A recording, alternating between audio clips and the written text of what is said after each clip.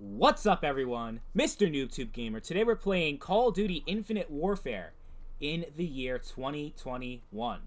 Almost 5 years later, this game is actually still very much alive. The player base is actually very healthy in 2021, which may come as a surprise to some of you people because it is one of the most hated games in Call of Duty history. It has the most disliked trailer in the history of YouTube. You'd think, oh my god, a game like that had such a bad reputation would be practically dead almost 5 years later. But that couldn't be further from the truth.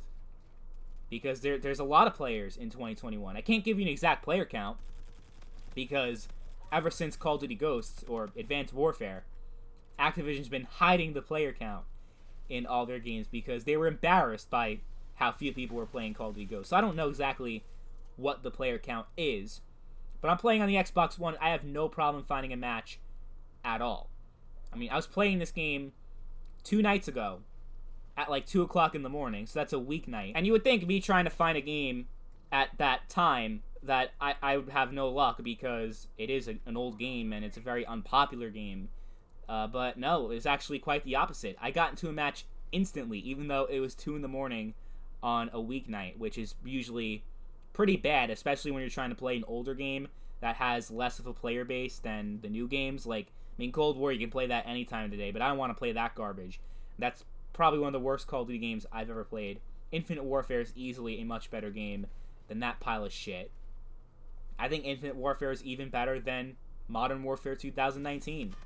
I mean, those games are probably the 2 worst games in Call of Duty history, Cold War and Modern Warfare. I haven't played Cold War in about 2 months.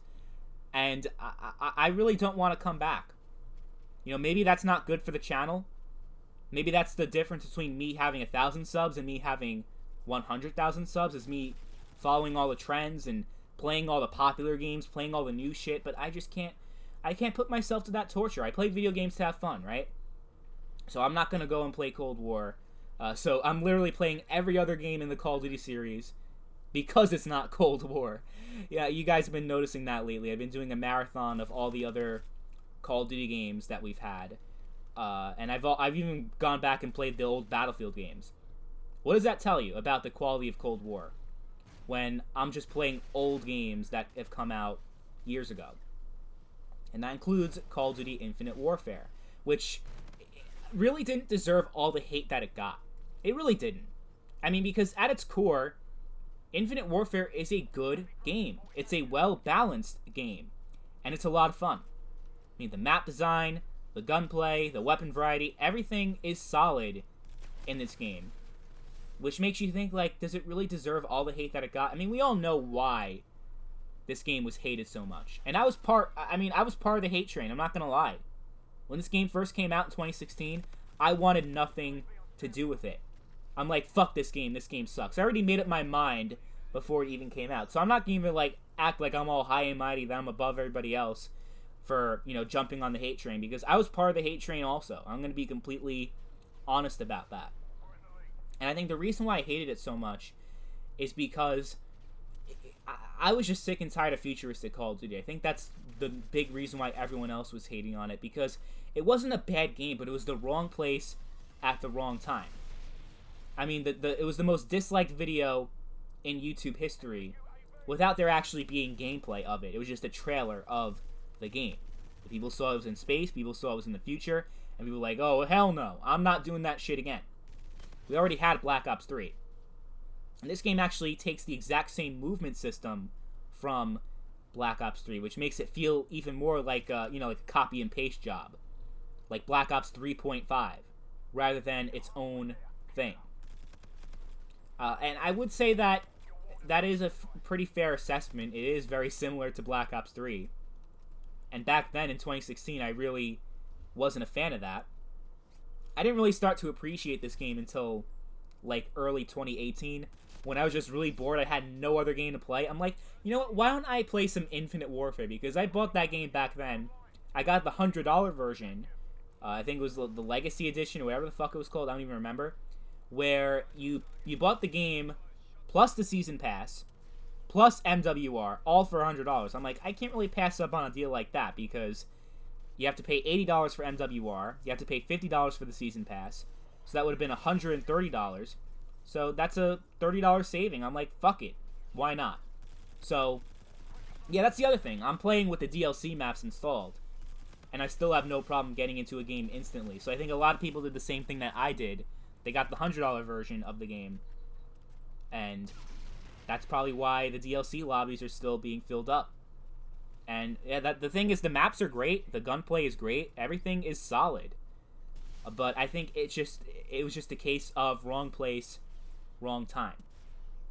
I think if we had, let's say, Call of Duty World War II in 2016, and then we had Black Ops 4 in 2017, then we had Modern Warfare, then we had Cold War, and this was the game that came out in 2020, I think people would have a much different perspective about Infinite Warfare. Or even better yet, if Infinite Warfare came out before Black Ops 3, people would be praising it as one of the greatest Call of Duty games of all time. You guys do realize that, right?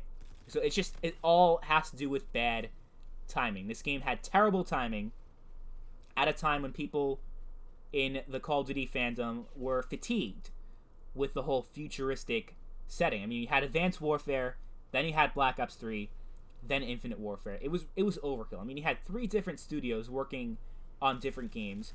Why not have them actually create different games instead of all being futuristic? So, unfortunately, that was the thing that killed it. I mean, they were planning an Infinite Warfare 2. Can you imagine? Can you imagine if this game was actually, like, well-loved by the community? We might have had an Infinite Warfare 2 instead of that terrible Modern Warfare 2019. Just imagine. Just imagine how different the Call of Duty series would be today if Infinite Warfare was successful and if they didn't fuck up the release of it. Putting it at a time when people just didn't want futuristic COD. But I would say, though, if you want something a little bit different than Black Ops 3, if you're a huge fan of BO3 and you just want a different game, different maps and different weapons and whatnot, with the core aspect of Black Ops 3 still being there, I mean, I think Infinite Warfare is your best bet. Because it does play very similar to Black Ops 3, the only difference being that the FOV is a little bit different and the hit detection is actually a lot better than Black Ops 3. But I would still consider Black Ops 3 to be better. Actually, I don't know about that. I think Black Ops 3 would have been better if the supply drops weren't bullshit. Good thing you don't have that. You can actually earn everything in the game in Infinite Warfare, which you couldn't do in Black Ops 3. So in a lot of respects, Infinite Warfare might actually be a better experience for you than BO3. And unlike Black Ops 3, you actually don't have any hackers in 2021 in Infinite Warfare. That might change, but for now, I never ran into any invisible motherfuckers like I did in Black Ops 3. So Infinite Warfare might actually be the better futuristic COD experience in 2021. It's a really fun game. The weapons are great. They feel great. The streaks are actually really satisfying to get. The maps are actually pretty good. At least they're a lot better than what we got in Modern Warfare, even Call of Duty Ghosts. And most importantly, there are still a lot of players 5 years later. So it's definitely worth playing in 2021. I would definitely recommend you check it out if you haven't before. But that pretty much wraps up today's video. Let me know in the comments down below what you thought about Infinite Warfare back then, if you actually played it or if you were hating on it like everyone else. But as always, thank you all for watching, and I'll catch you guys later. Peace.